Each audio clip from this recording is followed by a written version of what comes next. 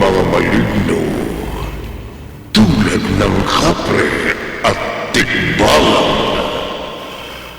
ay may kapangyarihan. May kakayahang magsabot ng lagim sa mga karaniwang nilalang.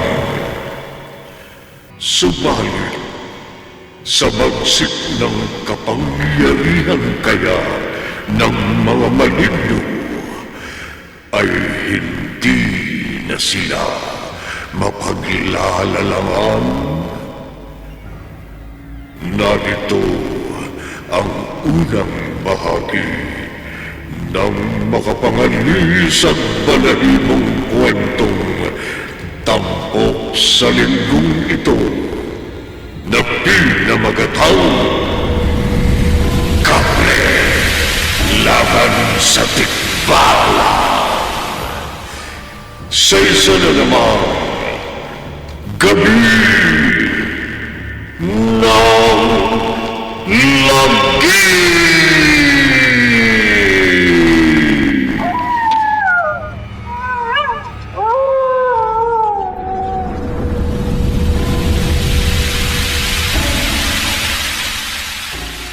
Stella, anak? Stella, Nay, umangon ka muna. bakit po? Parang may kabayo doon sa labas ng bahay. Paano po magkakaroon ng kabayo sa bakuran natin? Wala naman tayong alagang hayop, Nay.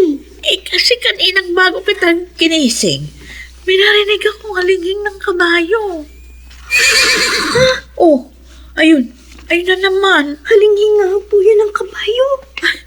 Tara nga, sumilip nga tayo sa labas, anak. Halika. Bubuksan ko po ang bintana.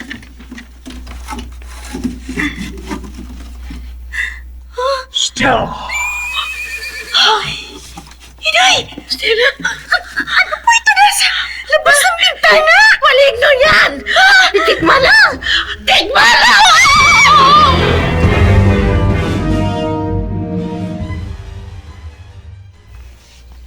Ano ka mo, Roy? Tikbalang? Opo, Tia Aning. Yun po ang sabi sa akin ni Stella kaninang nagpunta ako sa kanila. Tikbalang daw po ang nakita nila ng kanyang ina kagabi sa labas ng kanilang bahay. Kakilakilabot daw po ang anyo. Mabalahibo at maitim ang buong katawan na sa tao. Pero ang ulo, kabayo. Totoo ba yun? Naniniwala po ako kay Stella. Natural lang na paniwalaan mo siya. Dahil nanliligaw ka sa kanya. Chang, sinagot na po niya ako. Mahigit 1 buwan na po kaming magkarelasyon. Oh, may plano na ba kayo magpakasal? Naku, wala pa po. Mag-iipon pa po kami ni Stella bago kami lumagay sa tahimik. Kala ko naman, kaya naparito ka eh. Dahil iniisa-isa mo na imbitahan kami mga kamag-anak mo sa kasal mo. Hindi po. Inireport ko lang po dito sa barangay hall lang tungkol sa malignong nakita ni Stella at ng kanyang ina. Mga tanod! Oy, lumakad kayo! Alamin nyo kung totoo o hindi yung report ng pamangking ko na mayroon tikbalang dito sa ating barangay.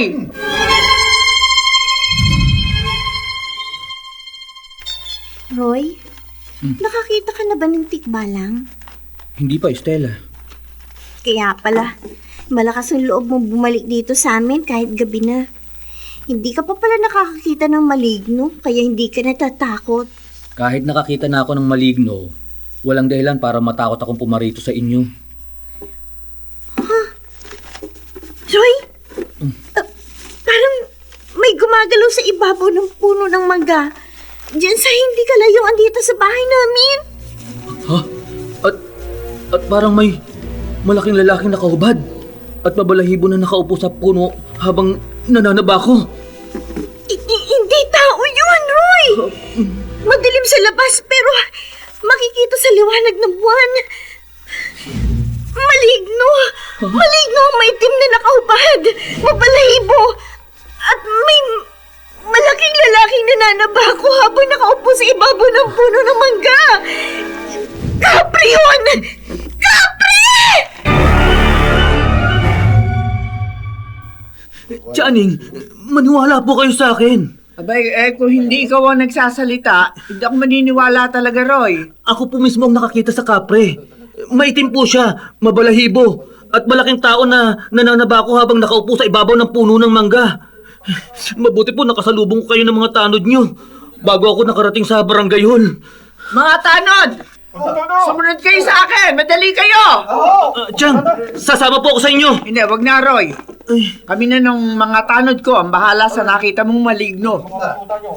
Nananakit o pumapatay ng tao ang kapre na yun.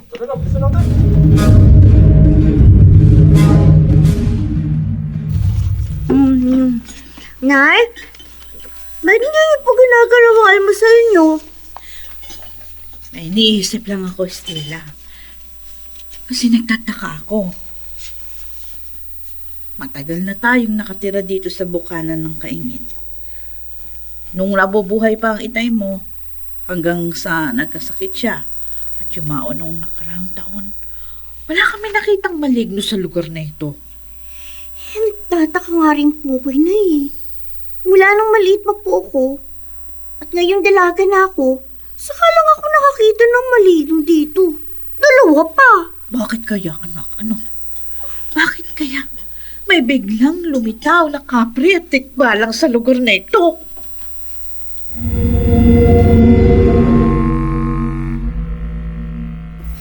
Ay, mabuti naman. Kahit natatakot si inay, nakatulog siya. Hindi ako dalawin ng anto. Kaya iinom na nga muna ako ng tubig sa kusina. May nagbukas ng bintana sa sala. Sino kaya yung nasa labas?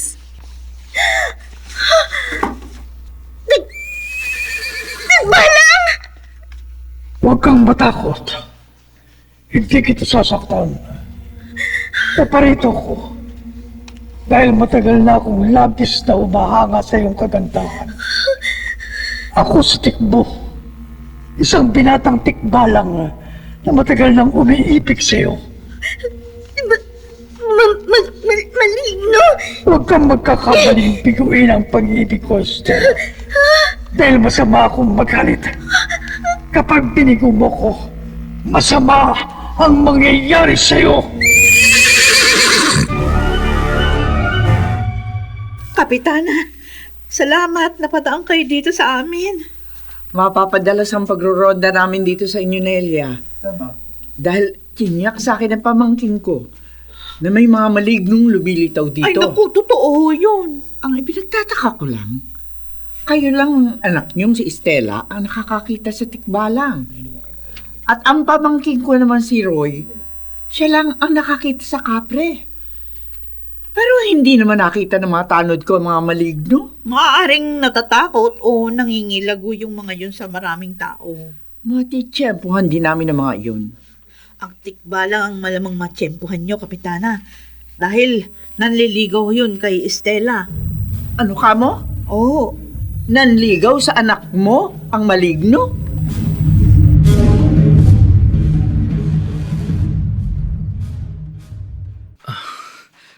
Sana sa akin magpakita ang sinasabi ni Stella na tikbalang.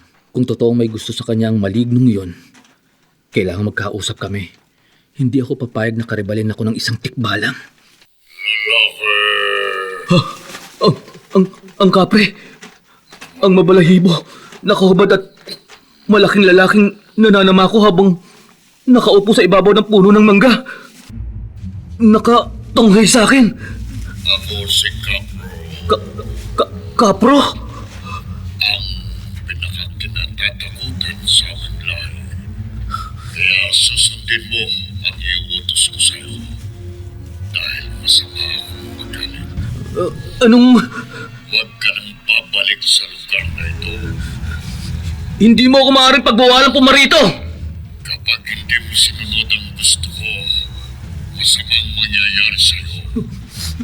Mapapahamak ka. Bilib ako sa iyo, Roy. Akalain mo sa kabila ng nakapangingilabot na anyo kamo ng kapre, nagawa mo pang makipag-usap sa kanya kagabi? Habang kinakausap po niya ako, Inaambaan pa niya akong pasuin ang hawak niyang malaking tabako tiyaanin. At pinagbantaan ka kamo ng maligno? Mapapahamak daw po ako kapag hindi ko nilayuan si Stella. Lalayuan mo ba naman ang nobya mo? Hindi po. Kaya ka nagsumbong sa akin. Ganon. Ipinaalam ko lang po sa inyo ang totoo, yung tungkol sa mga maligno, para makapag-ingat kayo sa kanila. Kayo at ang mga tanod. Ang sabi ng inay ni Stella, pinagbantaan din ang nobya mo ng tikbalang. Sabi nga po sa akin ni Stella, Roy, mahirap na karibal ang maligno. Chang, hindi po ako natatakot sa tikbalang. Makapangyarihan yun. Basta para po kay Stella, handa ko pong itaya ang buhay ko. Matapang si Roy, Stella. Kaya nga po lalo siyang napapamahal sa akin ni Nay. At alam ko, handa ka niyang ipagtanggol sa lahat ng oras. Pati po kayo, ipagtatanggol ni Roy. Pero anong laban ng karaniwang tao sa maligno? Alam po yan ni Roy. Kaya lalapit daw po siya sa simbahan. Ha? Magpapatulong si Roy sa pare? Hihingi raw po siya ng mabisang pangontra sa mga maligno.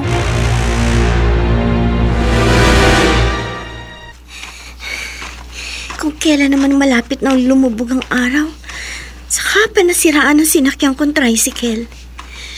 Napilitan tuloy akong maglakad, pauwi, kahit na nag-iisa ako.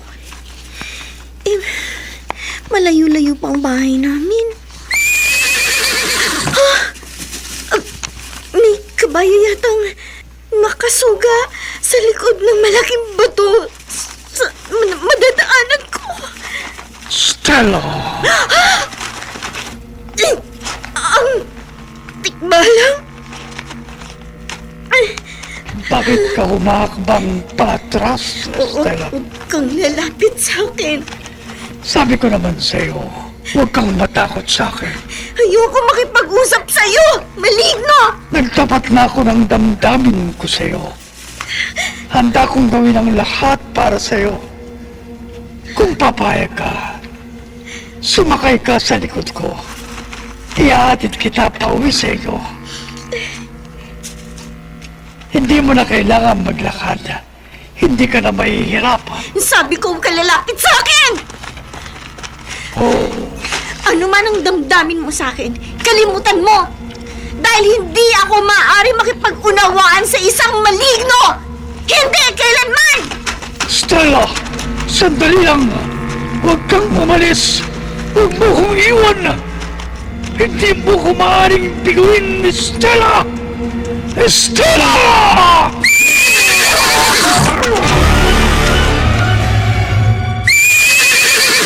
Stella! Naitrangka niyo na po bang mabuti ang mga bintana? Oo, anak. Oo. Naitrangka ko na rin po yung mabuti ang pito. Nasa labas ng bahay ang tikbalang. Kanina pa nga po siya nagdadadamba sa galit. Mabuti po, hindi niya ako inabutan nang habulin niya ako. Pero sinundan niya ako hanggang dito sa bahay. Binigumuka mo siya. Tinapat ko lang po siya na hindi ako kailanman makikipag-unawaan sa kagaya niya maligno. Tama lang ginawa mo, anak.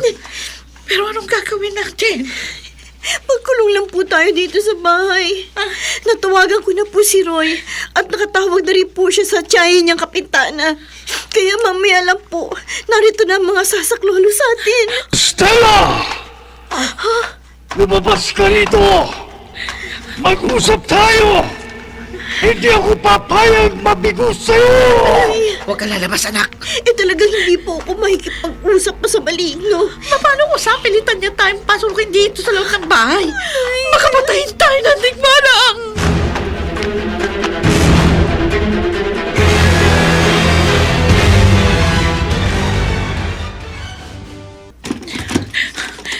Ay, Diyos ko. Kahit hindi lumabas ng bahay si Estela, ayaw umalis ang tigmalang sa harap ng aming bahay. Baka matagalan bago dumating yung mga barangay tanod na tutulong sa amin ng anak ko. Kaya hihingi na ako ng tulong sa pinakamalapit naming kapitbahay bago mapatay kaming mag-ina ng maligno na yan. Ay, doon. Dito sa likod bahay ako dadaan para hindi ako mapuna ng tikbalang. Matandang babae! Parang may tumatawag sa akin. Wala naman ako nakikita na ibang tao dito sa paligid. Ah, ano itong nalalaglag na baga? Atabaw galing sa itaas ng puno. Ani? Ah! Ang inom ko! May kapring nakaupo sa ibabaw ng punong mangga. Nananaba ako! Nakatungay sa akin! Ang kapre!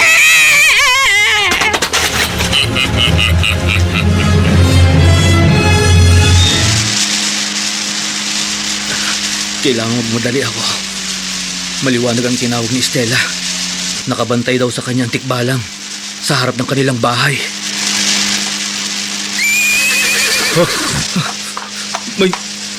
May maligno nga sa harap ng bahay ni na Stella. Nakapangihilabot ang anyo, maitim, at babalahibo ang katawan na sa tao. Pero may ulo ng kabayo. Ngayong naiparada ko ng motorsiklo ko. Hoy! Tikbalang! Lalaki. Ako ang harapin mo!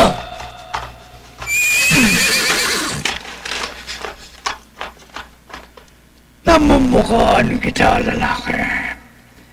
Ikaw ang nobyo ni Stella. Hindi ako papayag na kantiin mo ang mahal ko! Ikaw ang dahilan! Kaya binigo ako ni Stella. Ikaw! Tuturugin ko ang mga buto mo! Lululain ko ang katawan mo!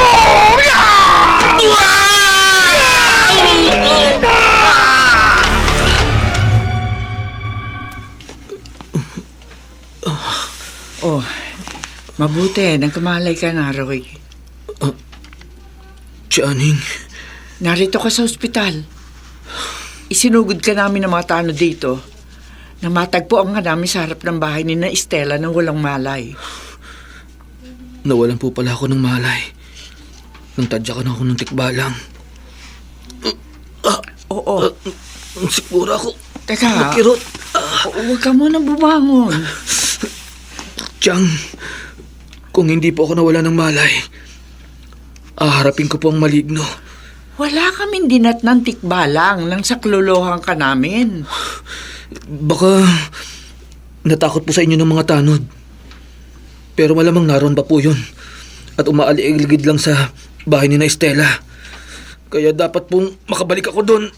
Magpahinga ka muna. Nanganganib po ang buhay ni Estela at ng inay niya. Doon sa maligno. Kami na ng mga tanod ko ang harap sa tikbalang. Makapangyarihan po ang maligno. Maaari pong makamatay ng tao ang tadyak ng tikbalang. Mga tanod! Madali kayo! Bilisan nyo! Bilisan natin, dali! Alam nyo na ang gagawin kapag kaharap nyo ang maligno! Kapitano, alam na naman! Kapag nakaharap po namin ng tikbalang, sisilawin namin siya ng flashlight para mahambalos namin. Tama yung kapitano! Hayun! Hayun ang maligno! Nasa likod ng puno! Mga tao! Hindi ako natatakot sa inyo! Kahit marami kayo, haharapin ko kayo! Mga tanod! Kapitano! Humanda kayo! Palagin sa atin ang maligno! Tuturugin kong katawan ninyo! Mga tanod! Bago tayo maatake ng tikbalang! Silawin nyo siya! Batutain nyo siya! Kapitano! Hindi nyo ko mapapatay mga tao! Hindi ko kayo uungan! Patuhin natin ka! Papagtakan ko kayo!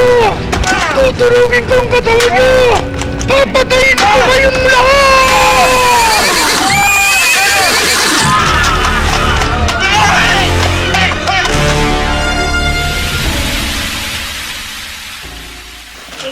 Tama ka, Roy.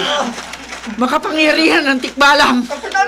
Ilan po sa mga tanod niyo, Tiyang, ang nasugatan at tepilayan dahil sa lakas ng tadyak ng maligno. Kaya nga dinala ko sila sa ospital.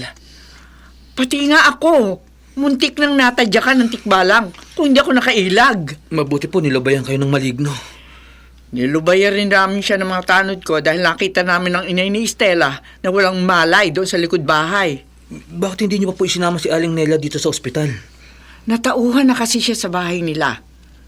Nawalan lang daw siya ng malay sa laki ng takot sa kapre. na nagpakita sa kanya. Chang, nakita niyo rin po ba yung kapre? Hindi. Pero itinuro ng ina ni Stella sa amin na matanod ang puno ng mangga na kinakitaan niya sa higanting maligno. Chang, wala pong laban sa mga maligno ang gaya nating mga karaniwang tao. Hindi kami natatakot ang mga tanod sa tikbalang at kapre.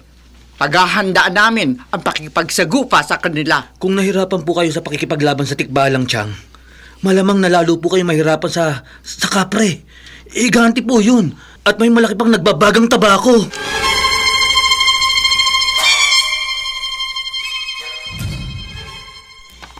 Inay, gabi na po. Itrangka niyo na po ang mga bintana. Oo, Stella. At itatrangka ko na rin po itong pinto.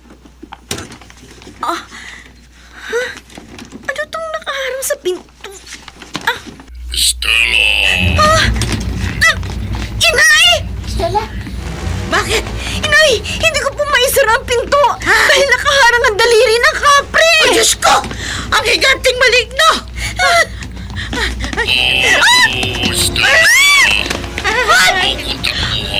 Bitiwan mo! Oh, maligno! Kapit bahay! Tulungan niyo kami! Ang anak ka! Dinaksan ng kapre! Bitiwan mo! Bitiwan!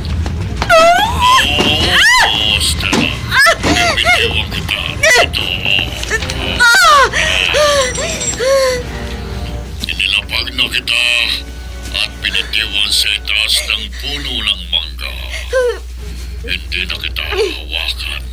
Pagmamasdan ko na lang ang ganda mo habang ako'y nananaba ko.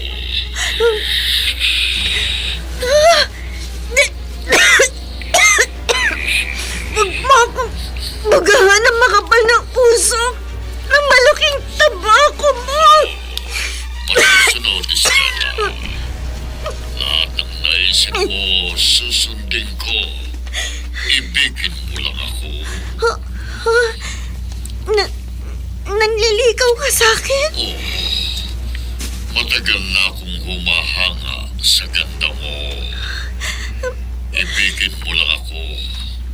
Bibigyan kita ng kayamanan, mga ginto. Kapre? Kapag hindi mo ko inibig, hindi ka rin pakikinabangan ng iba. Bibigayin kita ng kamay ko. Tuturugin ko ang buong katawan mo. Papatayin kita.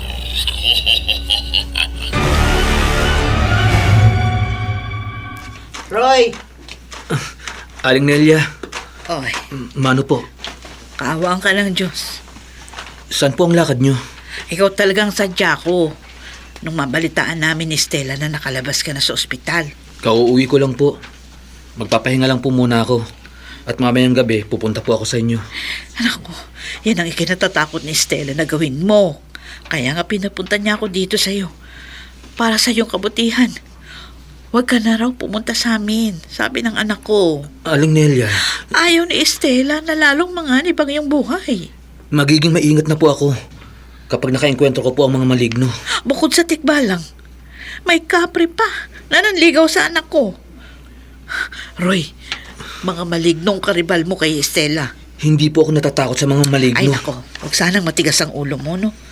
Sundin mo ng pakiusap ng aking anak para hindi madali ang buhay mo sa kamay ng kapre at tikbalang.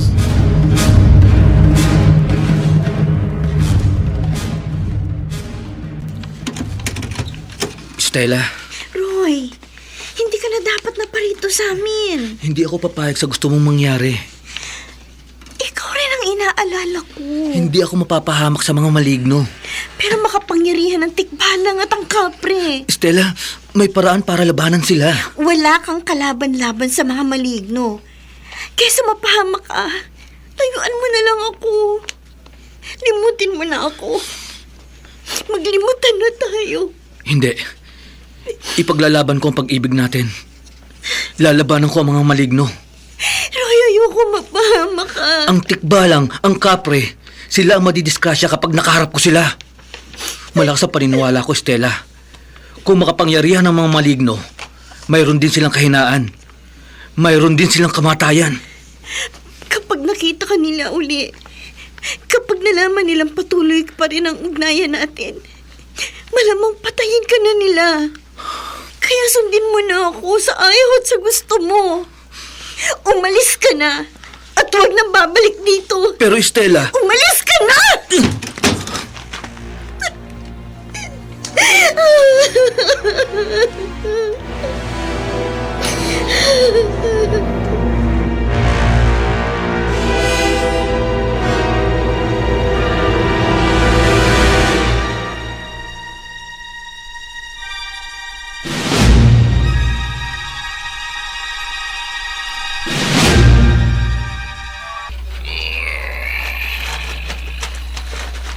Kapre! Katapusan mo na, maligno! Mga tanod! Kumalat kayo! Opo! Paligiran niyo ang puno ng mangga na kinauupuan ng kapre! Dito kayo, dali, please! Ano sa atin yan? Wala kayong magagawa laban sa akin, mga tao. Kapitana! Titikman yung bagsik ng kapangyarihan ko. Uupugahan ko kayo ng usok.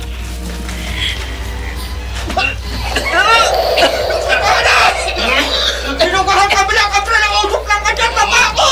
Babalutan kami ng mga balat mainit na usok! Hindi kami nakahinga! Hindi namin siya makita! Gamitin niyo ang mga tinulisang kawayan! Sibatin niyo ang maligno! Patayin niyo ang kapre! Kapitana! Kapitana!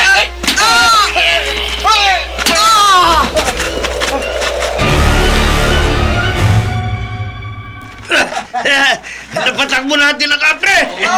Bumaon sa katawan niya ang ilang sibat na ipinukol natin sa kanya. Oo, natalo natin ang higanteng maligno! Natalo natin ang kapre! Napatakbo natin siya! Pero hindi niyo siya napatay! Hindi natin Nasugatan niyo lang ang maligno! Malamang buweltahan niya tayo! Baka tayo magbentahan. Kaya maganda kayo! Maging alisto kayo! Saan? Talasan ang inyong mga mata sa pagroronda! Kumilos na kayo! Dagdagan ang mga sibat na kawayan! Opo, Kapitana! Gumagawa na Bilisan kami! nyo! Kailangan makabalik agad tayo sa lugar ni na Estela! Ayusin niyo yan! Naroon ang pamangkin ko! Baka si Roy at ang mag-inang pinoprotektahan niya ang maging biktima sa paghihiganti ng kapre!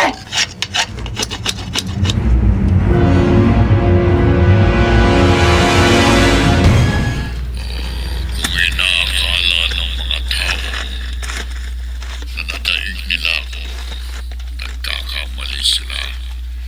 Hindi ako natakot sa kanila. Lumayo lang ako para magamot ang aking mga sugat. Ang mga sugat na likha ng mga sibat na ipinukol nila sa akin.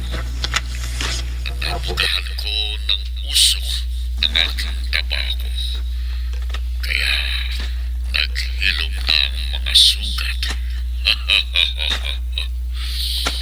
Sa susunod na makaharap kong mga tao, kailangang iwasan kong masugatan uli nila ako para masalakay ko sila, para mapatay ko silang lahat. Kapro! Sino kang nakakubli sa likod ng malaking puno? Bakit kilala mo ko? Walang hindi magkakakilala sa mundo ng mga maligno. Tikbalang. Ikaw, Oo, kapro. Ako nga. Kapre ka. Tikbalang ako. Pero lahat tayo ay magkakilala sa ating daigdig. bakit ka narito? Matagal na akong nagpapabalik-balik dito. May isang magandang babae na nakaakit sa akin sa lugar na ito. Pareho tayo. Pareho tayo. Kaya ko, naakit ka rin kay Stella. Paano nalaman Si Stella lamang ang pinakamaganda sa lugar na ito. Magkaribal pala tayo. Pero may taong sagabal para magbalik at hindi tayo mahalin ni Stella. Alam ko, Si Roy, pinagbantaan ko ng lalaking yon. Pero patuloy pa rin siyang lumalapit kay Stella. kaya nga papatayin ko siya. Talagang dapat mawalang lalaking yon para isa sa atin ang mag-angkin sa magandang tagalupa. Magagawa natin yan kung magiging magkapanalig tayo para wala ring magawa ang mga tao laban sa atin. Pahig ako sa'yo. Maging magkapanalig tayo para mapatayin natin ang lahat ng mga taong nais nating patayin. Palag ako, kapro. Maging magkakampi tayo at magtulong tayo sa pagsasabog ng lagim sa mga tao.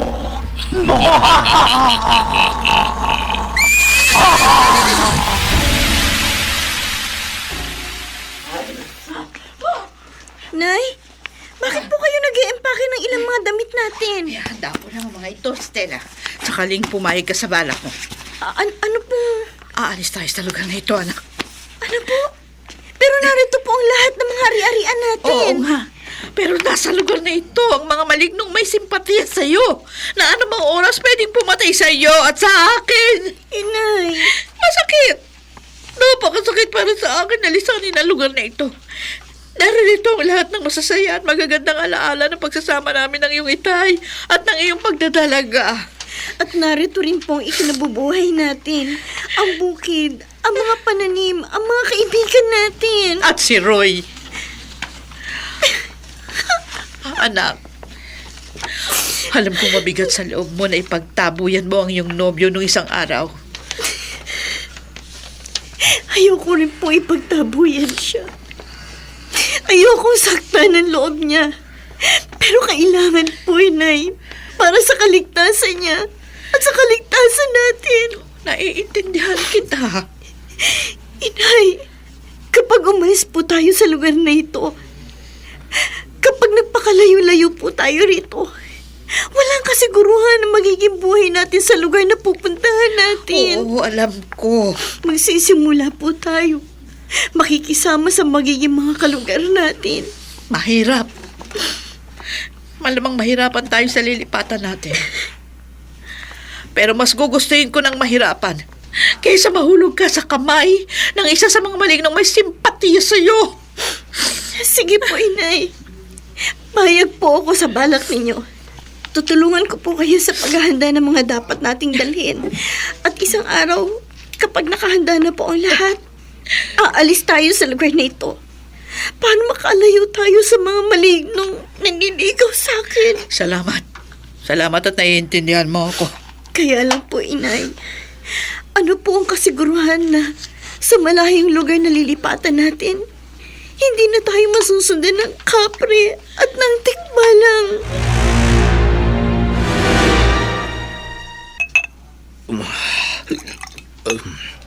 Roy, Mano po siyang aning? kaawaan ka ng Diyos. Inom po tayo. Hindi ka dating umiinom. Kailangan ko po ito Chang. Para... Ano ba ang problema mo? Chang, gusto po ni Stella na layuan ko na siya. At maglimutan na kami.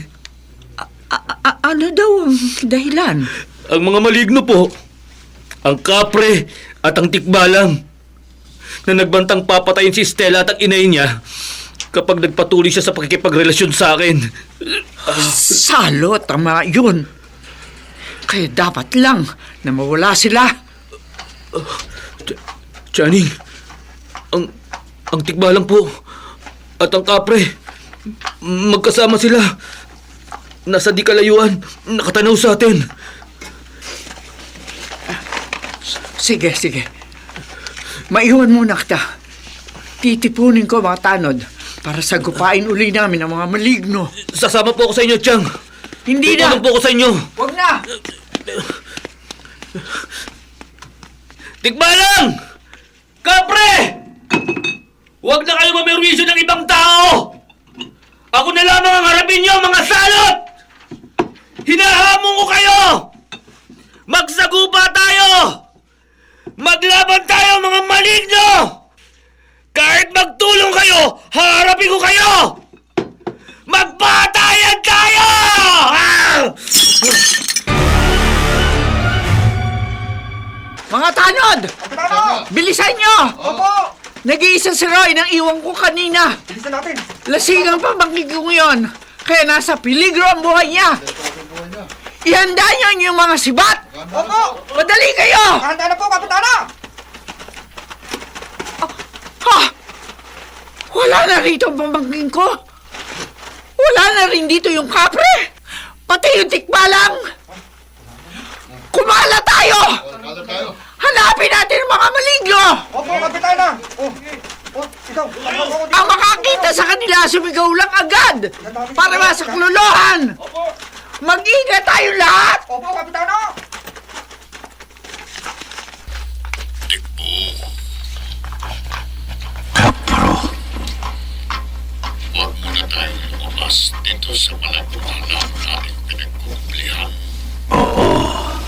Maghintay tayo ng magandang pagkakataon at isa-isahin natin sa lakayin ang mga tao. Isa-isa natin silang patayin.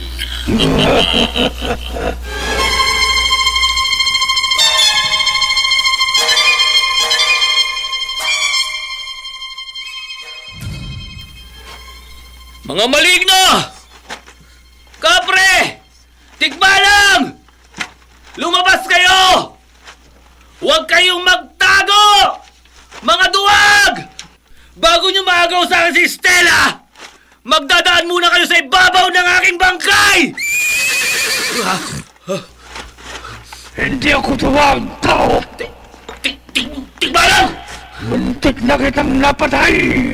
Makakaganti rin ako sa'yo! Ngayon tutuluyan na kita.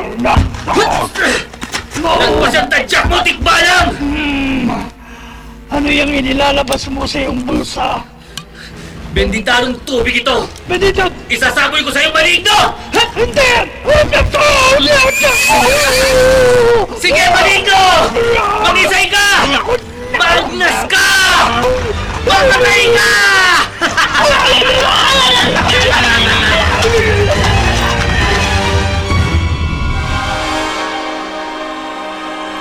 Roy?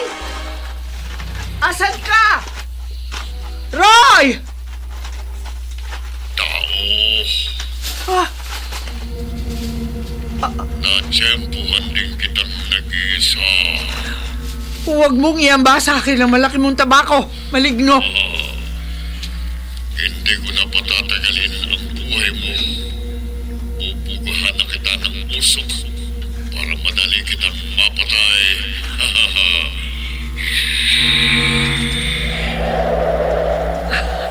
Nalansi ka rin namin, kapre. Ngayon lumitaw ka. Napaligiran ka na ng aking mga kasama. Mga tanod! Sibating nyo ang kapre! Patayin nyo na siya!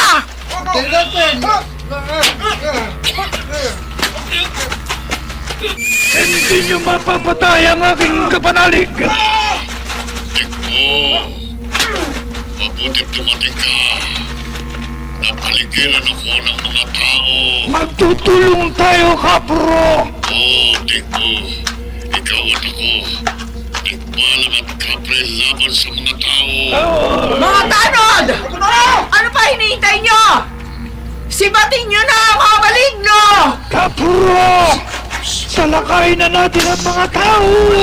Tikbo, patayin natin lahat ng tao. Mga maligno! Ako ang papatay sa inyo! Kapro! Tumakas na tayo! Bahayan! Tumakas na tayo bago tayo mapatay ng mga tao! Magbalik kayo, mga maligno! Sasabuyan ko kayo ng holy water! Papatayin ko kayo! Kapre at tikbalang! Papatayin ko kayo! Bilisan niyo mga tanod! Dito sa kabila ng ilog tumawin ng tikbalang at ang kapre! Kapitana. Nawala ang mga maligno! Hanapin natin sila! Hanapin niyo. Talasan niyo ang mga mata niyo! At alisto kayo! Panatilihin niyo nakahanda ang inyong mga sibat! Opo, Kapitana. Malamang nagtatago lamang ang kapre at ang tikbalang! At naghihintay sila ng pagkakataong salakayin at matayin tayo!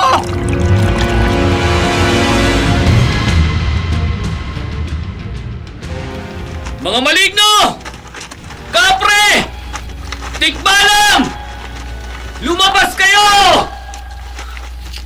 Ngayong humulas na ang kalasingan ko, bibigyan ko kayo ng magandang laban! Narito ko, lalaki! Buhay ka pa, ha? Naagnasang bahagi ng katawan kong nasabuyan mo ng penitadong tubig. Pero hindi mo na ako mapipinsala uli! May botelya pa ako ng holy water! Hindi mo na magagamit yan laban sa amin, lalaki. Kapre! Mula dito sa kinabukan, susunggaban kita.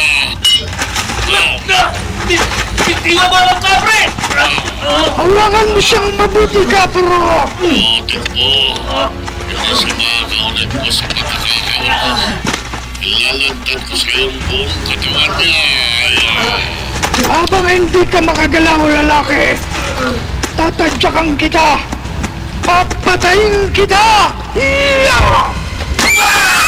Iya!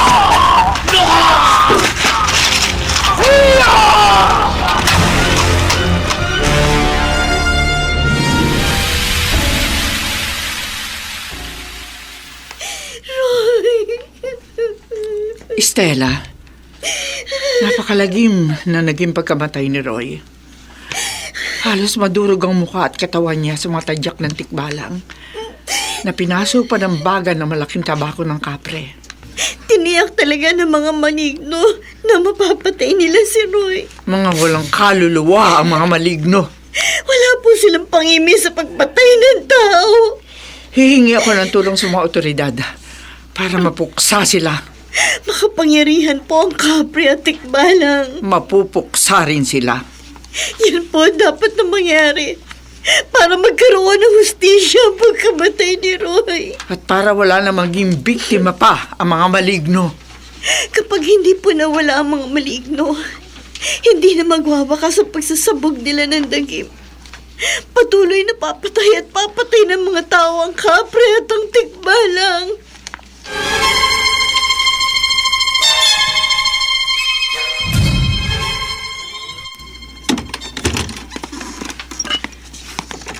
Stella, Nay, usap-usapan sa bayan na magdamag daw naghanap ang mga pulis at mga barangay tanod.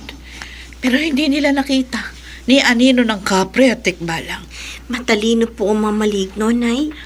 Baka natakot na sila sa mga pulis. Ang malamang po, naghihintay lang sila ng pagkakataong muling magsabog ng lagim. Kaya nga gawin na natin yung ating balak. Lumayo na tayo sa lugar na ito bago muling magpakita sa iyong mga maligno. Sa kapangyarihan po ng kapre at tikbalang, malamang masundan din nila tayo kahit saan tayo magpunta. Oy, paano? Habang panahon na lang ba tayong liligaligin at peperwisyuhin ng mga maligno?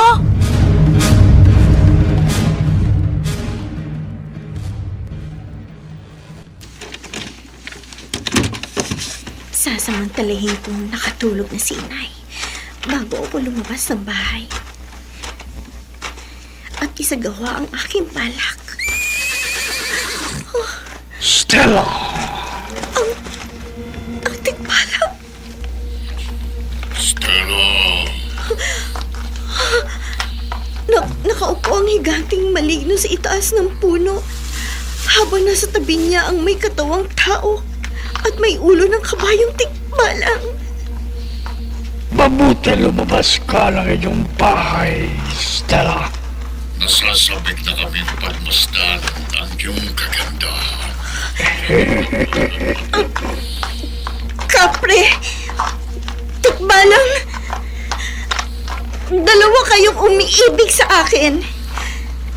Pero iisa lamang ang aking katawan, ang aking puso. Alam namin yan.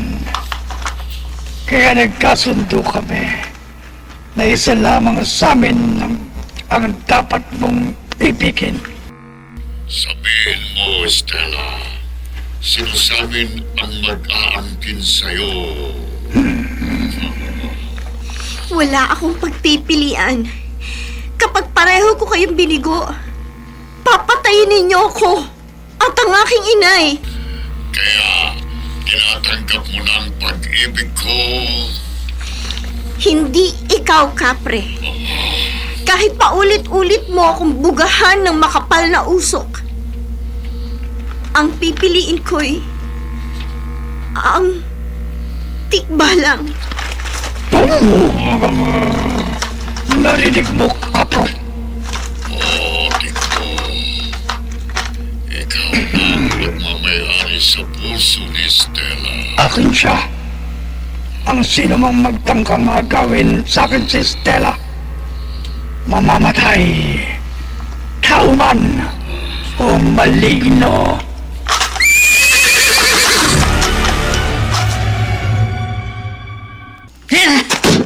Inay! Inay, huwag po kayong magalit.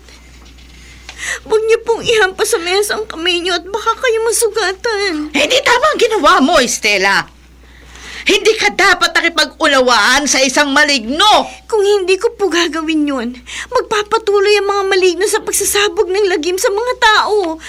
At kabilang tayo doon sa papatayin nila. Ay, gugustuhin ko ng mamatay kaysa isakripisyo mo ang iyong sarili. Inay, maiintindihan niyo rin po ako. Kailanman hindi ko maiintindihan at hindi ko matatanggap na ang maging manugang ko ay isang tikbalang.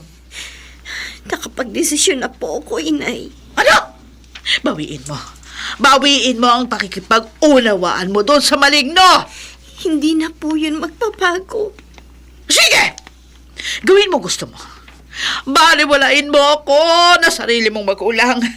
At mula ngayon, bahala ka na sa buhay mo! Inay! Hindi ko maaatim na makasama sa isang bubong ang isang anak na Suwael. At katulad mong baliw! Baliw ka! Stella! Inay! Inay, huwag po kayo umalis! Huwag niyo mo ako iwan, Inay!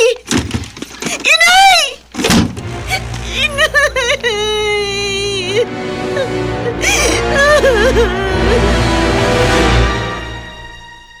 Kapitana, tulungan mo po ako. Hindi ko akalain, Elia, na magagawa ng anak mong makipag-unawaan sa isang maligno. Parang wala na siya sa kanyang sariling bait. Kaya nga nilayasan ko siya, dumiretso na ako dito sa barangay hall. Masyadong dinamdam ni Estela ang pagkawala ni Roy. Uy, hindi ko na nga alam ang gagawin ko para mapalayo siya sa maligno. Susubukan ko rin kausapin at paliwanagan ng anak mo. Ay, salamat o, Kapitana. Pero kung kayong sariling magulang niya, binaliwala ni Estela, ako pa kayang ibang tao ang pakinggan niya? Mapakiusapan ko kaya siyang lumayo o sa tikbalang?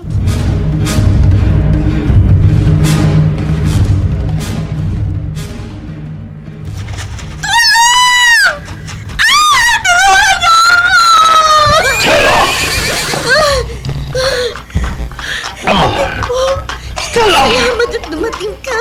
Talagang darating ako dahil ngayong gabi ang usapan natin na ipagkakalam mo sa akin ang iyong sarili. Pero bakit ka sumigaw? Bakit ka umiyak? At bakit sira-sira ang damit mo?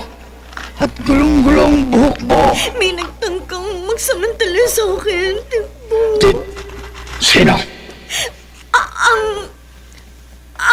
Ang kapre! Si Kapro! Oo! Hindi raw niya matanggap ang pagkabigo niya sa akin. Kaya tinaka niya ako pagsamantalahan. Umalis lang siya na magsisigaw ako.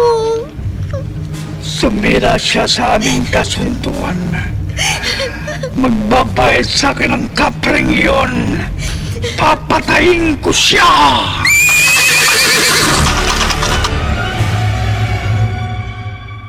Walang dahilan para magalit ka sa akin. Huwag ka nang magmaang-maangan, Kapro. Sumira ka sa ating kasunduan, Hindi. kaya papatayin kita. Sarado ng isipan mo. Kaya hindi na ako makikipagtalo sa'yo.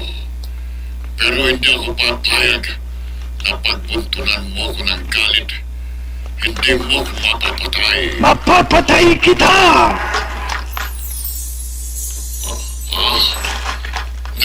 Nag-ano ang tao. Tama ka, Kapro. Hindi magkakamatayan tayo mga maligno. Pero sa anyo kung normal na tao, mapapatay na kita. Yeah! Hindi lang ikaw ang may kapangyarihang magbago ng anyo. Hindi lang ikaw ang may kapangyarihang magbago ng anyo. Ha! Nag-anyo ka ring tao. Oo, Tikbo. Sa anyo nating mortal, mayroon na tayong kamatayan. Pero, magagawa na nating patayin ang isa't isa. Sibat ko laban sa sibat mo, Kapro. Laban! Itatara ko ang tinulusang kawayan na ito sa iyong puso. Uunahin kong ibaon ang sibat ko sa dibdib mo! Hayaan mo na!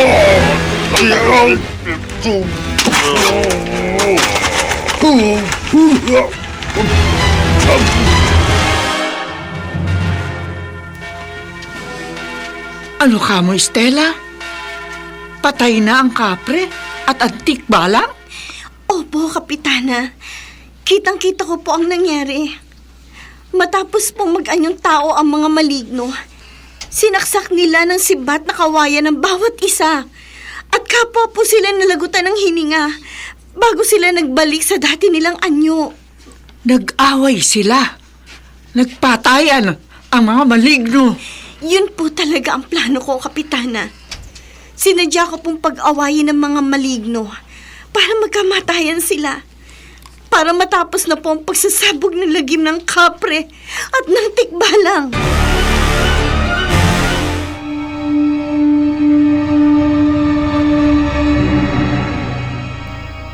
Sa kasalukuyan,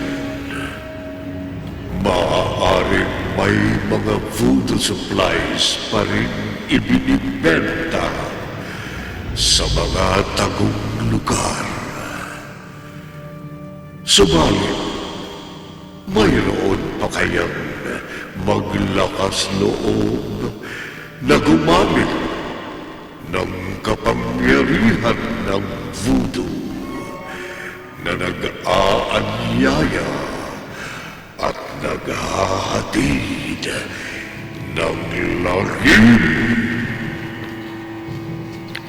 Dito natatapos ang ating tampok na kwento sa linggong ito na pinamagatang